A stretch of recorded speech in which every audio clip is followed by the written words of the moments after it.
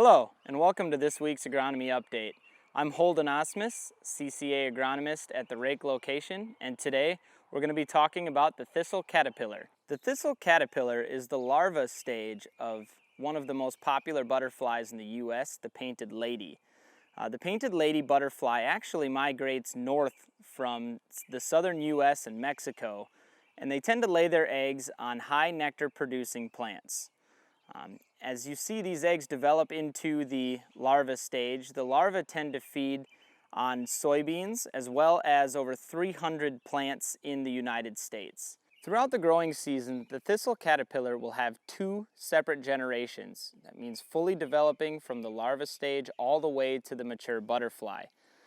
The larvae are actually the damaging stage that you'll experience in soybeans, and they're fairly easy to identify. The larva can be either a metallic green, a brown, or blue, and they have very distinguished spines along their body.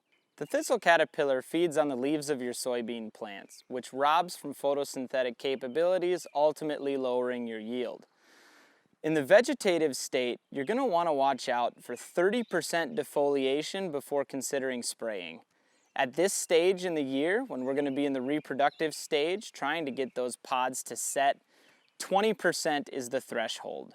So 20% defoliation is actually a lot higher than some would think. So looking at this chart, you can see that 20% defoliation and even 30% defoliation are a lot heavier than some people may be comfortable with. The thing to keep in mind when you're spraying for the thistle caterpillar is the fact that there are two separate generations. So as long as you're keeping that economic threshold in mind, also pay attention to see if you have all of the eggs that are hatched. Now the eggs are fairly easy to identify as well. They're a green sphere that have ribs along the side, and they tend to have quite a large amount of them. So if you see a large group of those, keep in mind the threshold that your leaves are at as far as defoliation, as well as the population of the eggs. So whatever insecticide you may be planning on using this growing season will work on a thistle caterpillar. However, it will only work on the larva stage. It will not kill the eggs, and it won't kill them when they pupate or they go into the chrysalis to develop into the adult butterfly.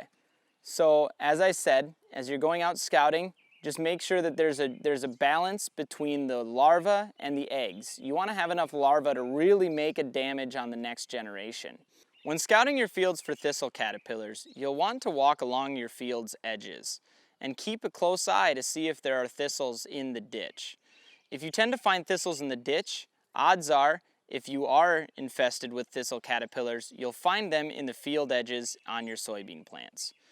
If you find those worms, make sure that you're following your defoliation, and if you have 20% defoliation, it would be a time to consider application of an insecticide. If you have any other questions on the thistle caterpillar or how to judge your economic threshold, do not hesitate to contact your local AFS agronomist. Thanks for watching.